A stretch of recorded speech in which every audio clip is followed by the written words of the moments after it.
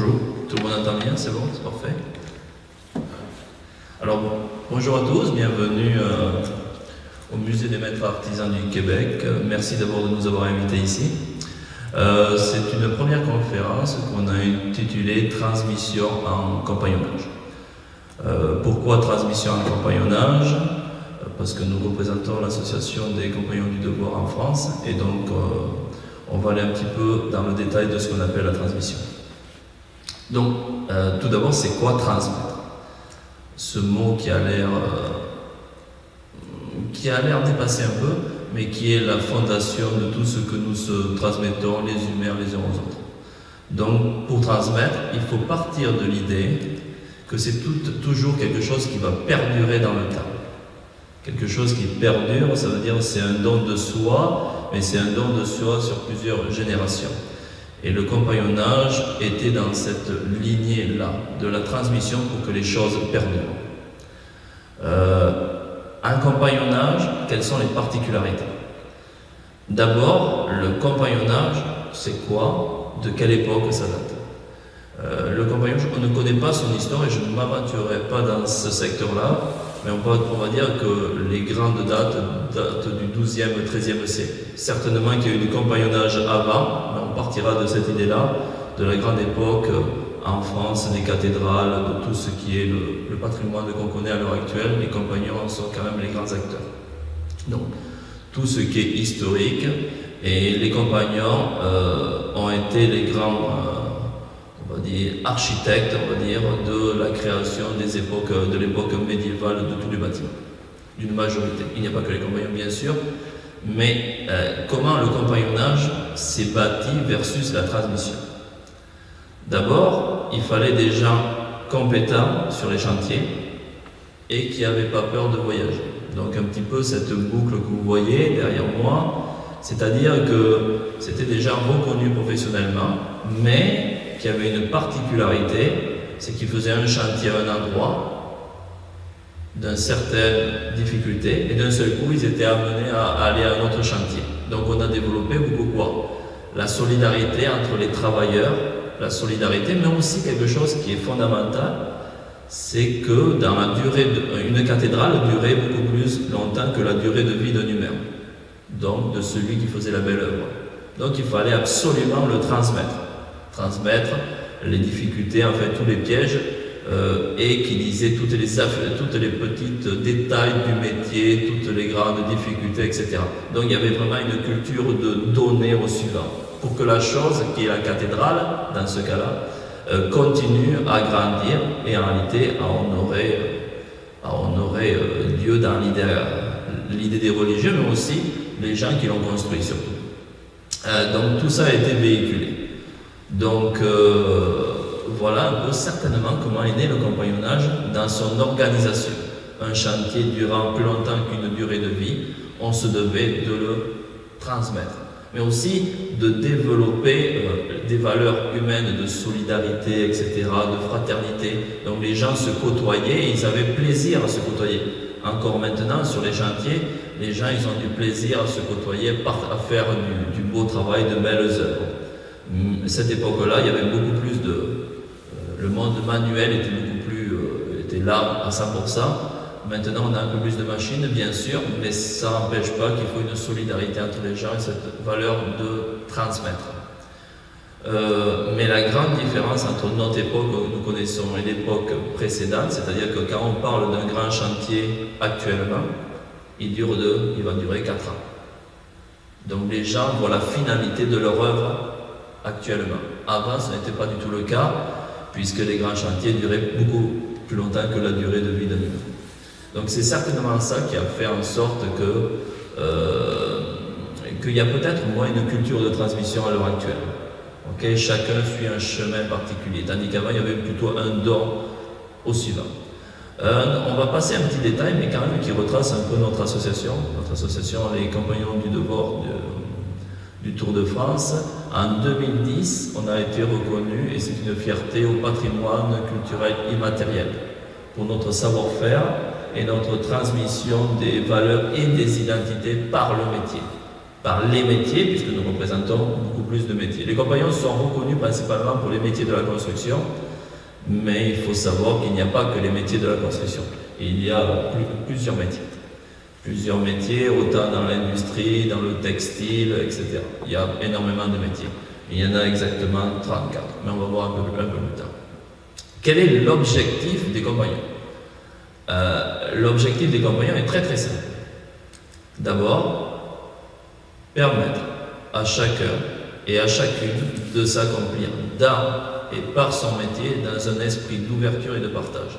Ce n'est que cette vocation que les compagnons préconisent. Donc tous les jeunes qui vont venir chez les compagnons se développer, c'est ça l'objectif. Donc on a tous des parcours différents, mais on doit se faire plaisir, grandir dans ce métier. Pour réaliser cet objectif-là, il a fallu trouver des structures qui sont donc comment accueillir ces jeunes, comment faire ce cheminement-là. Je ferai cette image un peu particulière qui est, et on le voit en plein milieu, si on regarde notre gauche, enfin votre droite, c'est ce qu'on appelle les assises, qu'on a connu il n'y a pas très longtemps. On était aux assises à Poitiers, il y avait 1200 personnes, puisque c'est les annuels, et on va regrouper tous les compagnons, et c'est là aussi qu'on fait le bilan de notre année. Et ce que je vais attirer votre attention surtout, c'est sur la figure qui représente en plein centre la jeunesse. Des cercles, toute notre institution est au service de la jeunesse. Ça veut dire des jeunes qui viennent chez nous, tout est basé pour qu'ils puissent grandir et s'accomplir dans et par le métier tout simplement. Mais c'est très très très important de voir ça. Tout est basé sur le service à la jeunesse. Les compagnons viennent tous d'horizons différents, il y en a qui ont des entreprises, etc., mais tous une particularité, ils ont cette notion du service à l'autre. Quelques chiffres, parce qu'il faut toujours des chiffres, 28 métiers proposés chez les compagnons, il y en a un peu plus maintenant, je m'excuse, je pense qu'on est passé à 33, parce qu'il y a toujours des métiers qui se rajoutent, il y en a qui vont se rajouter, comme cette année on a certainement en préparation le métier de charcutier, qui va venir chez les compagnons, qui est parrainé par les gens de la boulangerie tout simplement, parce qu'ils touchent de la matière, donc ça nous va bien, donc on est dans ces créneaux-là. 43 pays où les jeunes vivent des expériences professionnelles. Le compagnonnage, même si son nom un peu n'est pas tout à fait adapté à la situation actuelle, les compagnons du devoir du Tour de France, en réalité peut-être qu'un jour ce sera intéressant du Tour du monde. Parce que ce qu'il faut savoir, c'est quand le parcours des jeunes, sur une base de 5 ans, ils sont obligés de vivre au moins une année à l'étranger. On reviendra sur ces points-là, mais c'est obligatoire. Parce que si on est ouvert, il faut bien aller voir vraiment ailleurs, tout simplement. Ce qui est important, 94% d'entre eux ont un emploi après leur formation. Les compagnons s'occupent de la formation, on ira un peu plus en détail. Mais ce qu'il faut savoir, et c'est toujours important, et c'est des choses qu'on oublie de faire, c'est de regarder où en sont ces jeunes quelques années plus tard. Et pour nous, c'est une fierté de dire qu'importe le temps que tu passes chez les compagnons, mais au-dessus d'une année, on sait qu'il y en a 94% qui restent dans le métier. Donc ça, c'est toute une fierté. C'est 6000 apprentis, et ces 6000 apprentis, ça veut dire que c'est des jeunes qui restent à un endroit, ils font leur apprentissage. En France, l'apprentissage, il n'y a pas vraiment d'équivalent ici au Québec. On pourrait dire que ça serait comme un DEP, quelque chose comme ça, mais même pas, là, c'est tout à fait pareil. Et 3000 jeunes en perfectionnement, ça veut dire 3000 jeunes, ça veut dire des jeunes qui tournent chaque année. On va voir ce que ça veut dire tourner après ça. Donc, pour l'objectif qu'on s'est fixé, on va venir maintenant les 4 moyens qu'on s'est donnés. Donc, les 4 moyens sont importants pour avoir un objectif, pour que les jeunes grandissent dans et par le métier. Il faut se donner des moyens. Quels sont les moyens? D'abord, un jeune, il va devoir choisir un métier. Le véhicule qui est particulier, c'est le métier. Chacun choisit un métier. On espère une chose dans un métier, c'est qu'il soit heureux. Il y avait une expérience qui avait été faite, qui avait été très sympathique. Ça fait 2 ans aux assises, on avait demandé à l'ensemble des individus, est-ce que vous êtes heureux de pratiquer votre métier en entreprise? La majorité dans l'assemblée, qui étaient des compagnons, ont levé la main. Ça veut dire que déjà être heureux dans ce qu'on fait, c'est déjà un aboutissement dans ce monde un petit peu particulier. Des fois, on va juste chercher, je dirais, plutôt gagner sa vie, un salaire.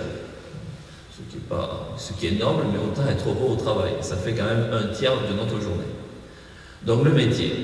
Après ça, on va développer donc le métier, je vais vous proposer ça, la communauté. Cette notion du vivre ensemble, ça veut dire, ça va dans plusieurs horizons, mais vivre ensemble, c'est ne pas être le roi, c'est vivre avec les autres, s'adapter, etc. C'est une grande volonté aussi d'ouverture. Le voyage, c'est rencontrer très certainement des gens différents et riches, très certainement plus que nous. Sinon, il n'y aurait pas de raison de voyager. L'initiation, on va voir ce que c'est chez les compagnons, l'initiation. L'initiation, ce sont des passages très importants chez les compagnons. Mais on va revenir sur ces 4 points. Donc, pour chacun d'eux, on va développer. Le métier. Quel métier représentent les compagnons? Donc, on va commencer par celui de la gourmandise, les boulangers. On verra plus tard pourquoi les boulangers en premier. Il n'y a aucune importance du métier. Je n'ai pas osé prendre le mien en premier, c'est la seule chose que je me suis retenu. Donc après ça, on a ici les chaudronniers, les cordonniers. Alors là, c'est la surprise. Qui suis-je? Quelqu'un a une idée? Ferblantier, très bien. Il y en a qui connaissent bien leur classique, c'est très bien. Les menuisiers, les maçons, les forgerons, maréchal Ferrand, excusez-moi, très bien, merci. Ici, maroquinier. Celui-là, il est vraiment très très bon comme métier. Tout le monde le connaît. Moi, je pensais, c'est le mien, c'est les électromécaniciens, électriciens, mécaniciens. On a plusieurs dons dans notre association.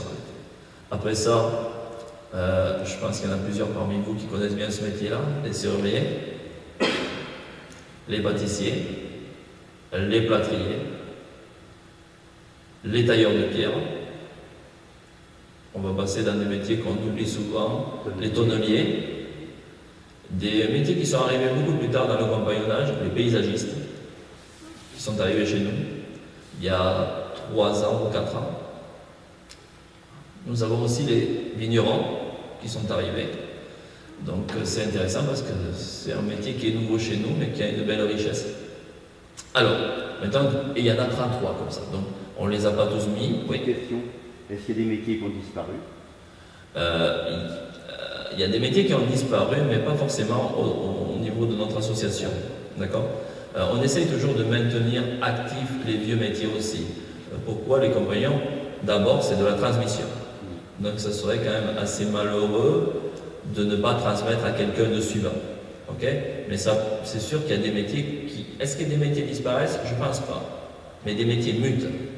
Parce que le monde est aussi basé... Mais il faut toujours continuer cette belle transmission. Ça répond à votre question? Alors, quelle formation?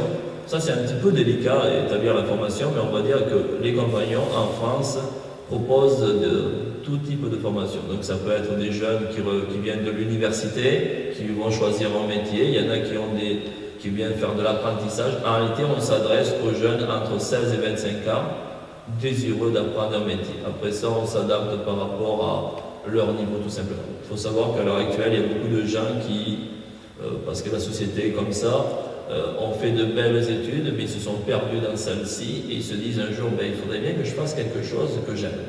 Et donc, on a beaucoup de gens qui ont des bacs ou des choses comme ça, ou qui sont à l'université qui reviennent. Et on a aussi des jeunes qui sont décidés très tôt, qui disent, moi, je ferai tout de suite mon métier. Ils commencent à 16 ans, ils ont décidé. Okay. Mais je pense qu'il ne faut pas se fermer. Chacun a quelque chose à apporter. Qu'importe, à partir du moment qu'on aime et qu'on est généreux, tout se passe bien. Ce qu'il faut savoir de n'importe quelle formation chez les compagnons, surtout les apprentis, ils vont aller faire un stage grâce à Erasmus en Europe. Déjà une préouverture au voyage. Ce qu'il faut savoir de Erasmus, c'est les compagnons qui sont les principaux acteurs pour envoyer des jeunes faire des stages. Donc ça peut être, pour certains, ils vont faire des stages en Roumanie, en Allemagne, en Lituanie, en Suède, etc. Donc il y a beaucoup de flexibilité. Et c'est très important, un jeune qui a 18 ans en termes d'apprentissage, de faire ses premiers pas hors de ses frontières. On pense toujours que le monde est ouvert, tout le monde pense peut-être trop ça, mais combien voyagent vraiment?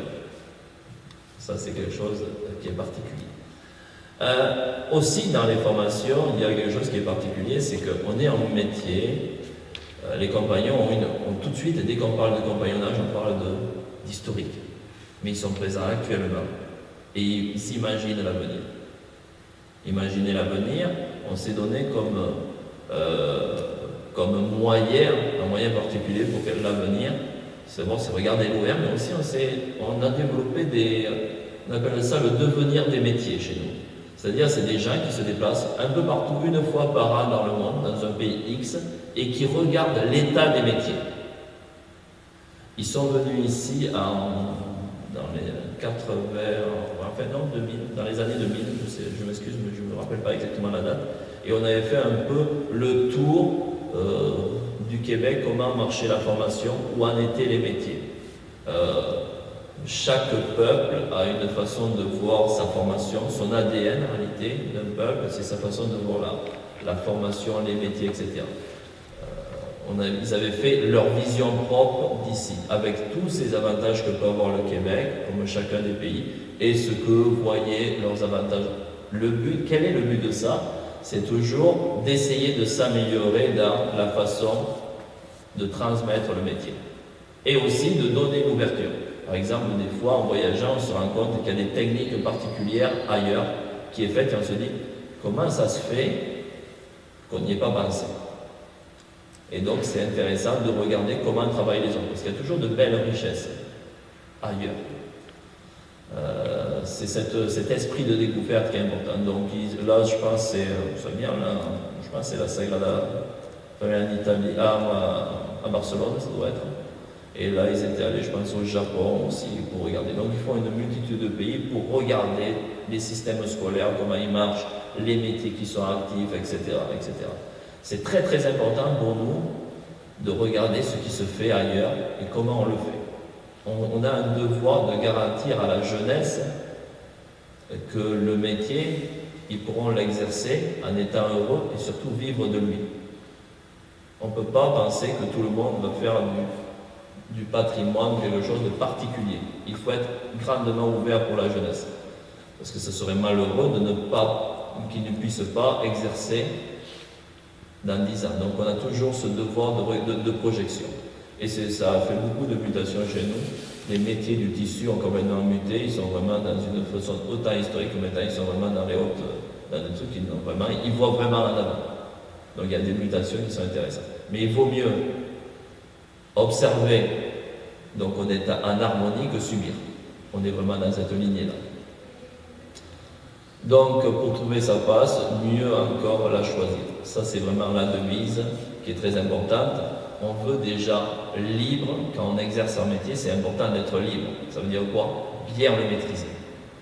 Ça veut dire comment on maîtrise bien un métier? C'est en rencontrant les bons professionnels qui nous transmettent, etc., etc.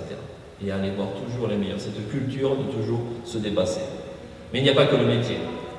On va parler de la communauté chez les compagnons.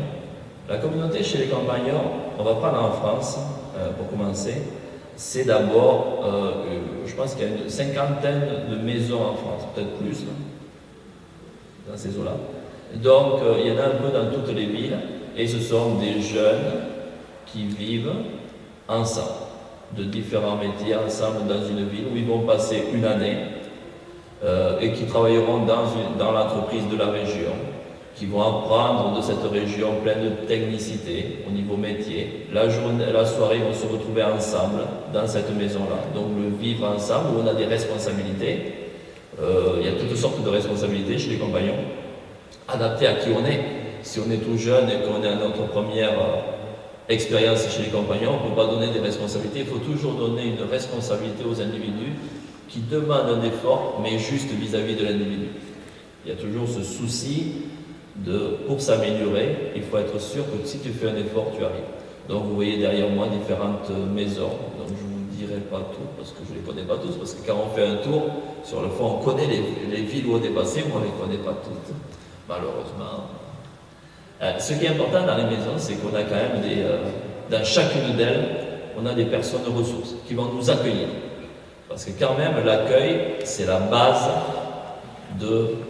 je dirais, de se sentir heureux à un endroit. C'est pour ça que nous, dans notre vocabulaire, dans notre jargon, on dit la maison. C'est la maison de chacun de nous, on doit s'y sentir à l'aise. Après, il ne faut pas penser que c'est la possession de tous les compagnons, ce n'est pas la possession individuelle. Okay, il y a une chose qu'il faut faire attention. Mais on va à la maison des compagnons. Donc c'est important de regarder ça. Donc il y a une notion d'accueil. On a des gens, on appelle ça des damotes ou des mères, etc. Toujours des gens qui nous accueillent pour que le jeune se sente bien. Et s'il a un problème, il va avoir des personnes de ressources. Des particularités qu'on a, on a des salles à manger. Une particularité qu'on a chez les compagnons, c'est-à-dire qu'on complète les tables. C'est-à-dire qu'on a comme dès qu'on s'assoit pour manger, s'il reste une place et que toi tu arrives avec 2 autres collègues, donc tu dois compléter cette table. Donc un va aller à cette table, il manque une personne. Cette notion, et qui est fondamentale dans l'avenir que je trouve très intéressant, c'est-à-dire qui est la meilleure personne à rencontrer dans la vie, celui que tu n'as jamais rencontré, excepté ta femme. On se relativise là. Donc c'est important de regarder cette partie-là, ok? Donc c'est toujours important de rencontrer des gens pour s'enrichir. S'enrichir, c'est toujours rencontrer quelqu'un qui nous amène quelque chose. Donc on a ça, les repas ensemble, la notion du respect aussi de l'heure, des petits détails de la vie quotidienne qui nous permettent de grandir comme hommes de métier, mais comme hommes aussi, dans l'humanisme. Nous avons aussi nos réunions qui ont l'air toujours, on a gardé, on doit se présenter toutes nos réunions, qu'importe, on arrive en costume, cravate, pour tous les jeunes. Pourquoi cette idée-là? Parce que les métiers, à l'époque, on pense qu'il faut garder sa tenue de travail, tout ça. Non, il faut être aussi respectable comme individu. Donc toutes les réunions chez nous se passent en costume, cravate, ce qui est intéressant. On ne se rend pas compte des fois, mais c'est des petits détails. C'est toujours les petits détails qui font qu'on grandisse. Et ça, c'est pas quelque chose à négliger. Là, ok, donc on a bien vu l'apprentissage du vivre ensemble. La prise de responsabilité, nous venons de voir, l'entraide de la solidarité, ça c'est quelque chose qui est fondamental. C'est dès qu'il y a quelqu'un qui a un problème, il y a un grand esprit de solidarité chez les compagnons. Et il y a un mot qui est important et qu'on a perdu très certainement, malheureusement, dans la société, c'est le terme confiance. Entre nous, on se fait confiance à 100%. Ça veut dire quoi? Si quelqu'un te dit je vais faire un travail, une œuvre ou quelque chose pour une journée, ne te pose pas la question, ça sera fait. Et c'est ça, c'est quelque chose qui est quand même remarquable dans notre société, où nous, on est plutôt à l'heure actuelle, malheureusement, dans cette notion de la méfiance. On se méfie du gars qui vient faire notre toiture à la maison. Donc on le regarde travailler, on ne sait jamais. Avant, on vivait sur une notion de la confiance. Et la confiance, à mon avis, c'est le mot qui est au centre de la communauté. L'enrichissement mutuel, oui, métier et génération, ce qu'il faut savoir chez les compagnons, bien sûr, c'est un environnement jeune, mais on a ce qu'on appelle les anciens. Ce sont des compagnons qui vivent dans la région, avec leur famille, mais qui vont toujours venir de temps en temps dans la maison et qui vont communiquer avec les jeunes. C'est un enrichissement incroyable de génération en génération. Il y a du rhumatisme. Cette volonté qu'ont les compagnons à vouloir transmettre. Donc ils vont revenir à la maison et ils vont montrer tout simplement aux jeunes comment des techniques de métier, mais aussi les jeunes, ce qui regardent beaucoup, c'est l'attitude quand c'est les plus anciens. Qu'est-ce qu'on regarde chez les gens souvent? C'est le respect qu'ils ont au métier, le respect qu'ils ont de la jeunesse. Et ça se dit, mais c'est surtout qu'il faut le montrer. Et ça, c'est quelque chose qu'on oublie souvent, c'est que les jeunes observent les moindres détails, comme on dit, et comme j'ai du plaisir à dire, chaque geste que tu fais, sache qu'il est observé, alors essaye de faire le bon. Soyons dans cette lignée-là. Le voyage qui est vraiment au cœur du compagnonnage, voyager avant... À une certaine époque, c'était voyager en France, parce que peut-être il fallait marcher, donc ça change le rapport avec l'espace. Maintenant, je dirais, le monde est ouvert à la jeunesse. Le monde est ouvert, les jeunes sont curieux, mais quand même, il faut partir avec des fondations de base. C'est quoi les fondations de base? C'est les deux qu'on vient de voir avant. Avoir quelque chose à offrir. Donc nous, on a opté pour le métier. Avoir un esprit ouvert qui nous est fait par le sens de la communauté. À partir de là, on peut voyager. Parce qu'on a un esprit, on sera capable de gagner notre vie ailleurs, et on a un esprit, je dirais, ouvert. Ouvert, ça veut dire quoi, ouvert? Ça veut dire que je vais m'adapter ailleurs. On n'est pas dans le monde de la colonisation, comme une certaine époque. On est dans le monde, regarder ce qui fait l'autre de beau et essayer de grandir. Donc j'ai cette petite carte du monde. Je me dis toujours, c'est tout le monde, on a tous des rêves, les jeunes, quand on leur demande sur le tour quel pays t'aimerais aller, c'est toujours à peu près les mêmes. Donc on va les citer, on va dire le Canada, les jeunes adorent aller au Canada, en Australie, en Nouvelle-Zélande, mais en réalité, comme je dis, il n'y a pas un pays qui est plus, va n'importe où, et je suis sûr que tu apprendras. Et c'est surtout dans les pays où des fois on pense qu'on n'apprend rien, que nous on apprend le plus.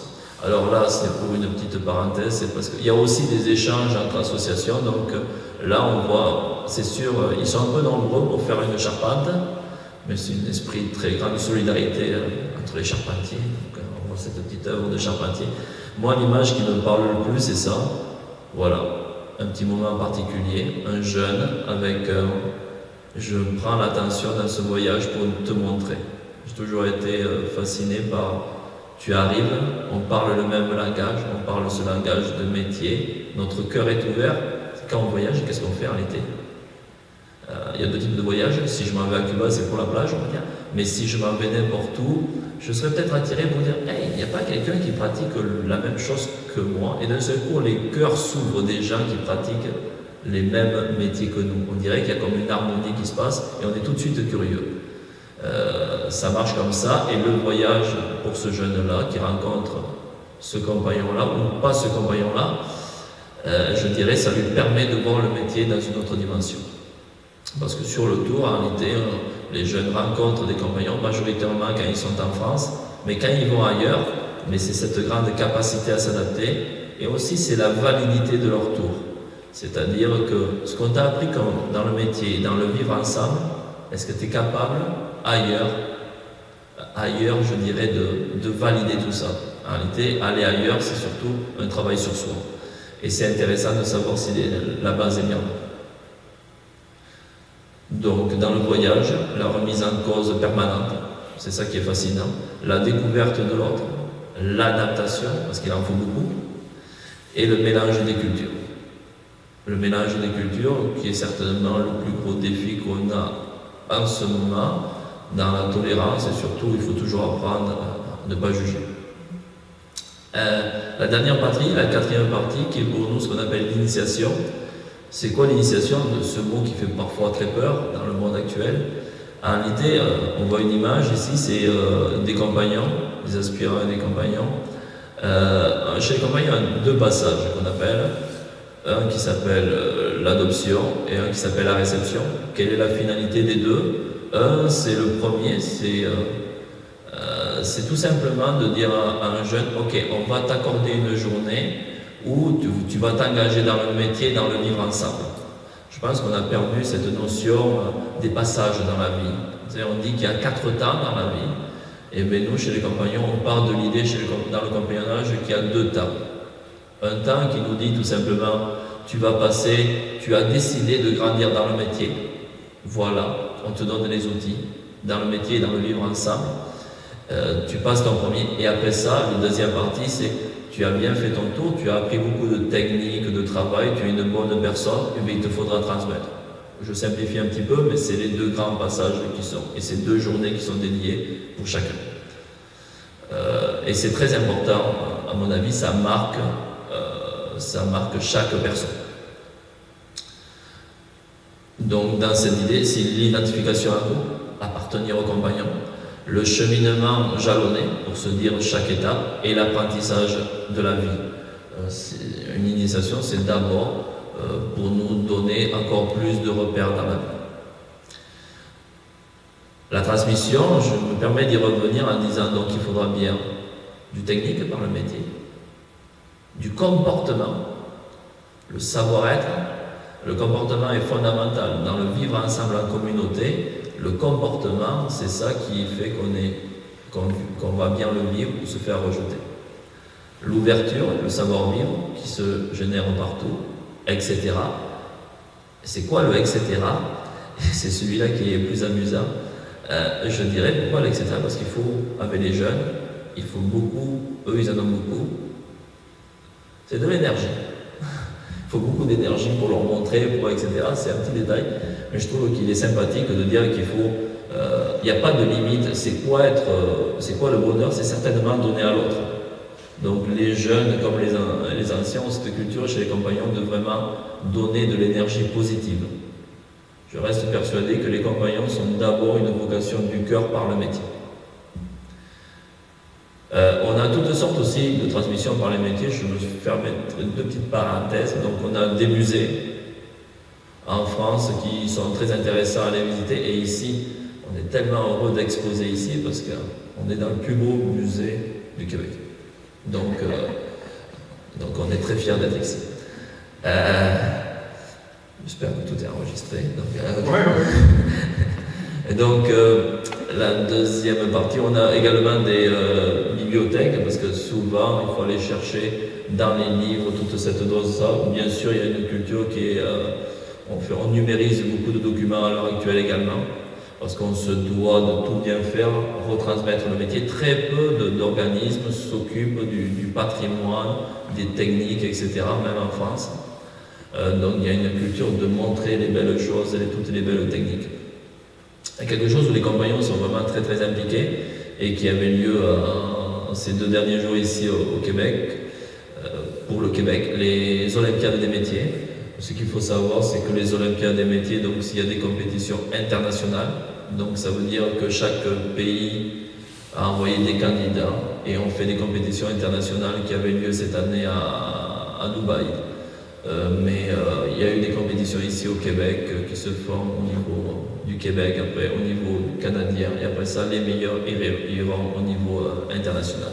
C'est quelque chose qu'il faut vraiment véhiculer. C'est peut-être une des plus belles choses qui se passe à l'heure actuelle, c'est-à-dire cette compétition de métiers qui a toujours besoin d'être améliorée, mais je trouve que c'est bien de regarder des jeunes qui progressent grâce à ça. Donc voilà cette partie-là. Donc encore la bibliothèque. Et maintenant, ce symbole de la clé, parce que je vais laisser la parole au suivant, ça s'appelle la transmission. On est 2, donc Simon va continuer. Je lui laisse la parole. Et je vous remercie.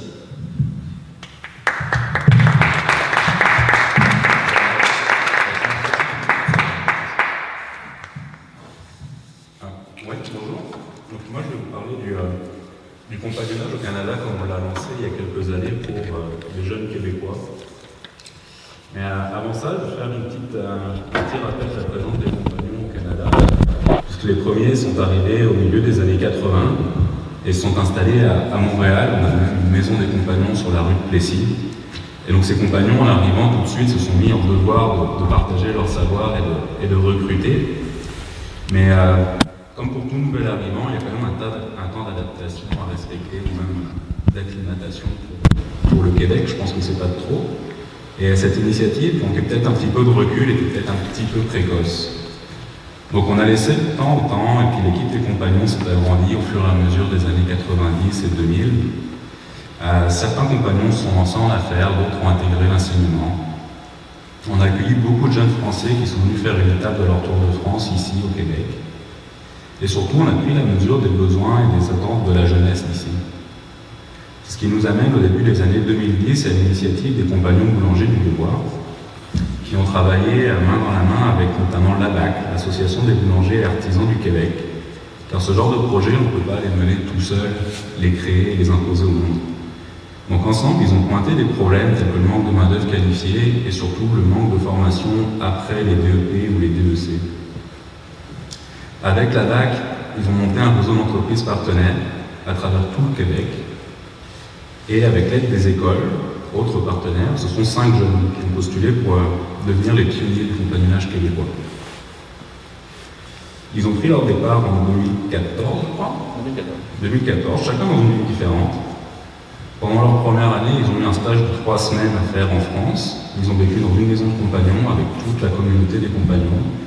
Ils ont travaillé chez des artisans. Ils ont même eu une semaine complète de cours avec un maître de stage, compagnon du devoir. Malheureusement, au cours de cette première année, on a eu 2 abandons. Donc au bout d'un an, il nous en restait 3 pour le premier changement de ville. Donc le changement de ville, c'est une occasion de rassemblement qu'on se donne une fois par an, où tout le monde se réunit. Je pense que généralement ça se passe à Montréal. C'est l'occasion de faire le bilan de cette première année passée, c'est l'occasion de donner aussi un cours de métier et de se réunir et de partager un moment de convivialité. Donc ces trois boulangers ont continué leur tour. Ça a duré 3 ans et ils ont été reçus compagnons en novembre 2017.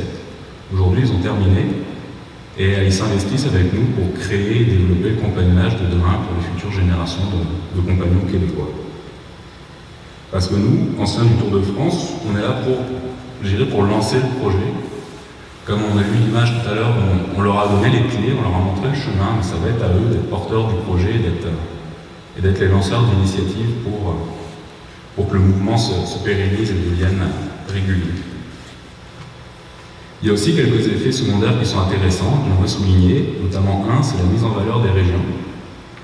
Car le Tour du Québec ne se concentre pas sur l'axe Montréal-Québec, ça passe aussi par des régions comme l'Abitibi, la Gaspésie ou Charlevoix. On envoie les jeunes dans des régions, peut-être, ils n'auraient jamais eu l'occasion d'aller, ou en tout cas pas par eux-mêmes.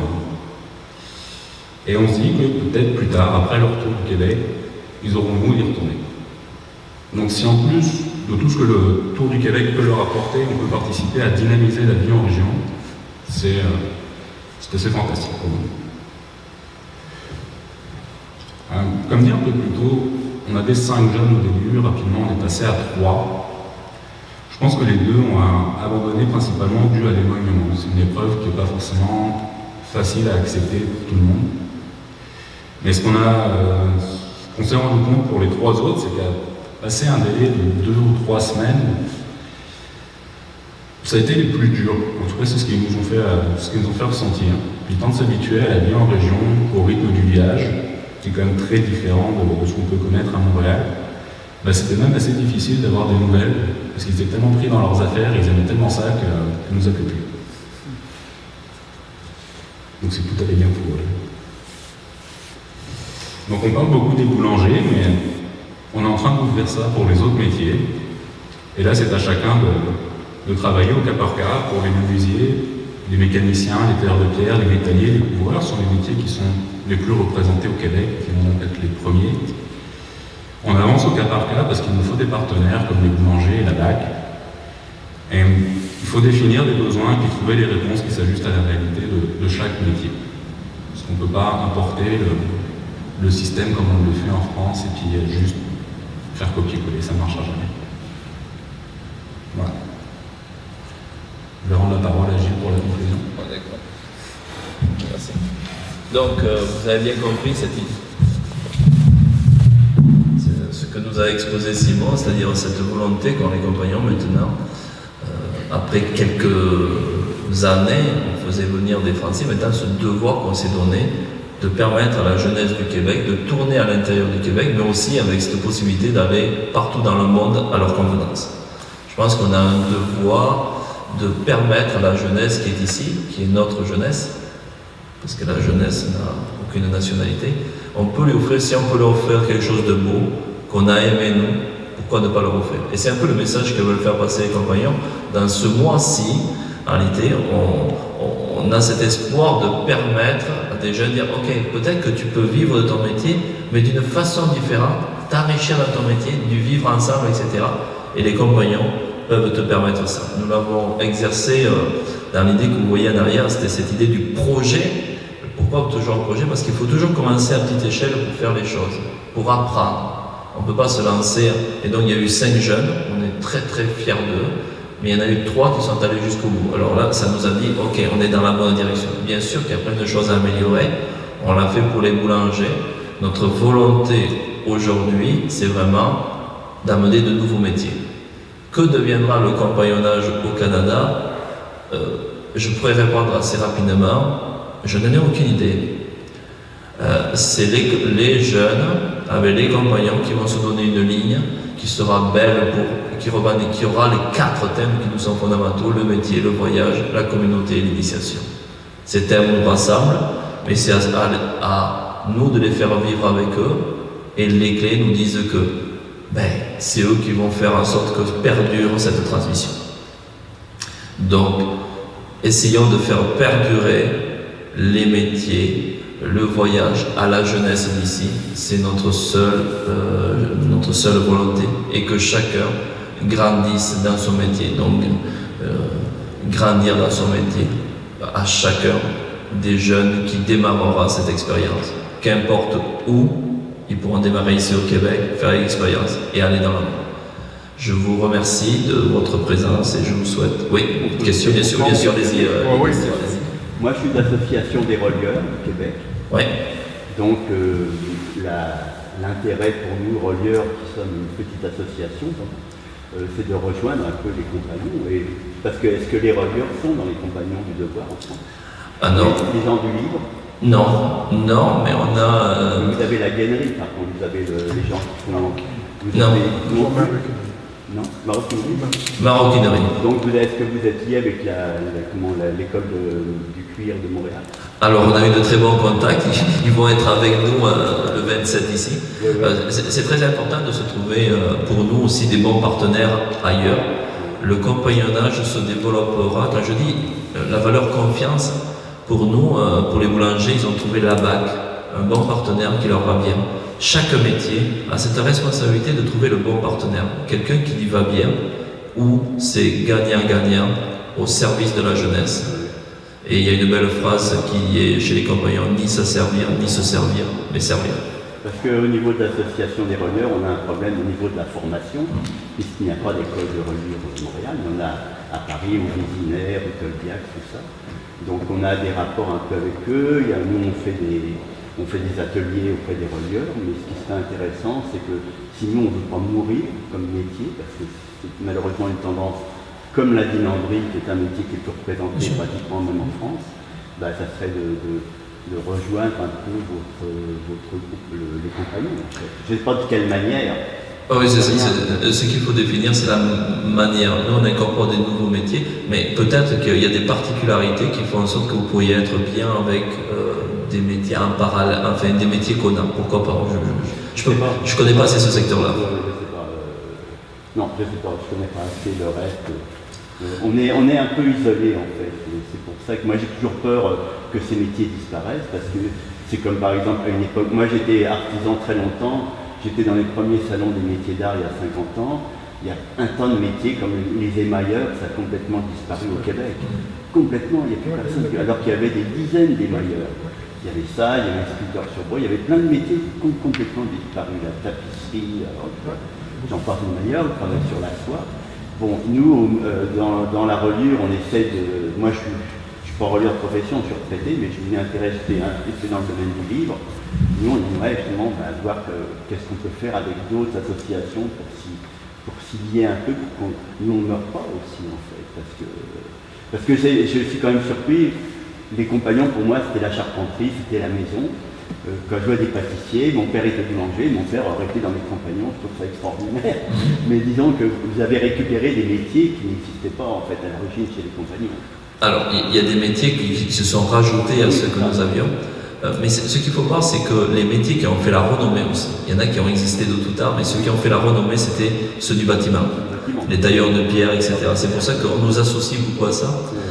Mais il y a eu toujours des métiers du tissu qui ont été chez nous. Okay. Après ça, il y a comme toujours, c'est la mutation qui a pu faire en sorte, je veux dire, et ça, je dirais, il y a toujours cette question à se poser. Est-ce qu'il y a un vœu des compagnons de récupérer, de faire un travail auprès de ces métiers qui disparaissent, donc d'essayer de les revaloriser? En réalité, on n'est pas garant. Non, mais je veux dire, on ne peut pas s'engager aussi dans des métiers, parce qu'en réalité, ce qu'il faut savoir, c'est est-ce que le métier, toujours notre question, c'est notre métier, il évolue, doit garantir aux jeunes que son métier est présent et qu'il a de l'avenir. On est toujours dans ce questionnement-là. Donc c'est toujours la même question. Donc, je ne peux pas répondre vraiment là, mais il faut regarder. Oui. Moi, ma question est plus au niveau de la structure organisationnelle. C'est-à-dire que vous avez en France le ministère de l'Éducation qui s'occupe des écoles, tout ça. Les compagnons, c'est gros, là, ça, c'est pas petit. Là, donc, les compagnons, c'est quoi? C'est comme une OBNL à côté qui reçoit des subventions pour donner des cours? D'accord. Alors, d'abord, on est une association de 1901. La particularité des compagnons en France, c'est qu'ils ont le droit d'assurer, ils sont organismes de formation. Donc ça veut dire quoi? Ça veut dire qu'ils peuvent se présenter à tous les diplômes du ministère en France. Parce que les compagnons sont reconnus. Donc ils vont passer des équivalents au DEP, au DEC, les compagnons peuvent se présenter directement. Ici, ce n'est surtout pas la vocation qu'on s'est donnée. Ici, c'est plutôt dans la vocation, on ne s'occupera pas de la formation, parce que ce n'est pas un souhait du tout. Ce qu'on veut, c'est s'occuper d'un jeune qui a un DEP ou un DEC et de lui permettre de continuer à faire des expériences professionnelles en lui offrant un stage en Europe, et etc. Selon le métier, il faudra regarder toujours. Mais on n'est pas du tout dans la même structure. Oui.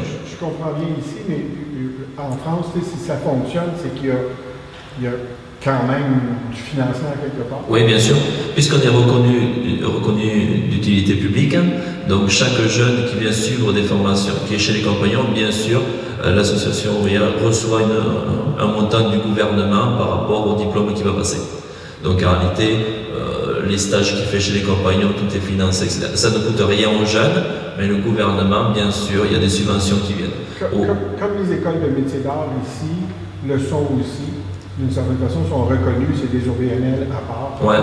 Mais à une plus grande échelle. Une plus grande échelle, puisqu'il y a la partie gouvernementale, mais il y a aussi le 1% de la formation professionnelle chez les compagnons, où les compagnons reçoivent vraiment un très très gros montant par rapport à ça. Il y a plein d'aides qui ont été offertes, parce qu'on est reconnu. Ouais. En France, la particularité, c'est que les compagnons sont énormément reconnus, donc il y a une image des compagnons qui dit « waouh », donc par défaut, tout le monde, indirectement, veut s'associer aux compagnons, et c'est un privilège qu'on a. C'est ancien, mais c'est ancien, mais ce qu'il faut voir de l'ancien, c'est qu'il a perduré. Ça veut dire, il y a très peu de gens qui peuvent dire « ok, je perdure dans le temps », mais ça veut dire que chaque génération a amené quelque chose de nouveau, mais de riche, en respect avec ce qui s'est passé. Il faut dire qu'il y avait beaucoup de monuments à rénover en France. Bien sûr, mais ça on attend. Mais ça y fait beaucoup parce qu'à Montréal, on a tendance à détruire et pas pour rénover. Ce qui fait qu'en Europe, je ne parle pas en France, mais en Europe, il y a toujours des vieux bâtiments à rénover. Il y a des compagnons qui sont impliqués dans les directions, pas directions, mais enfin, le fait de refaire un bâtiment, un château fort du Moyen-Âge, je sais pas si vous êtes au courant, c'est en Franche-Comté, je pense. Ils refont un bâtiment, un château du Moyen-Âge, une forteresse, avec seulement les outils de l'époque. Et c'est que des compagnons. Mais il y a cette tradition qu'il a ici. On a tendance beaucoup à détruire et malheureusement, on ne rénove pas assez. Mais en réalité, c'est un des problèmes en fait. En réalité, il y a deux choses qu'il faut voir comme problème. Derrière ce que vous dites, et c'est vrai, mais il y a deux problèmes. Ça veut dire, ils ne savent pas forcément, il n'y a pas une culture de transmission. Donc celui qui rénove, il dit, mais j'ai personne pour le faire. Ah bah c'est sûr qu'on a plutôt tendance à détruire et ne pas... Oui, mais derrière le sens détruire, ou le derrière qui vient du terme de la consommation, je dirais, il n'y a pas que ça. Il y a aussi, est-ce qu'il y a des professionnels pour le faire? Et des fois, on ne se rend pas compte qu'il y a beaucoup de professionnels. On a souvent ce problème, c'est-à-dire, il n'y a plus personne qui sait le faire. Ok, mais peut-être qu'il faudrait revenir en arrière. Et je pense que les compagnons ont cette image aussi, qui est particulière, c'est-à-dire de dire, ok, quand on est en France et un peu partout, dès qu'il y a un truc historique, c'est associé à, on va demander aux compagnons. Et ça a été véhiculé, et en France, c'est très très fort. Ici, on espère une chose, c'est que ça va dans le devenir pour la jeunesse.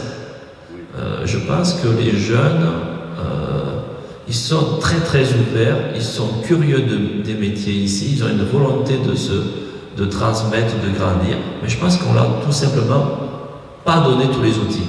Oui. Nous, à notre simple échelle, on essaye de participer à la société tout simplement à notre échelle, en espérant que ça grandisse si on a notre réseau. Et on offre tout simplement nos services pour le patrimoine, pour tout ce qui est pour la jeunesse. Merci. Merci. C'est bon? C'est bon. Merci. C'est parfait. Merci.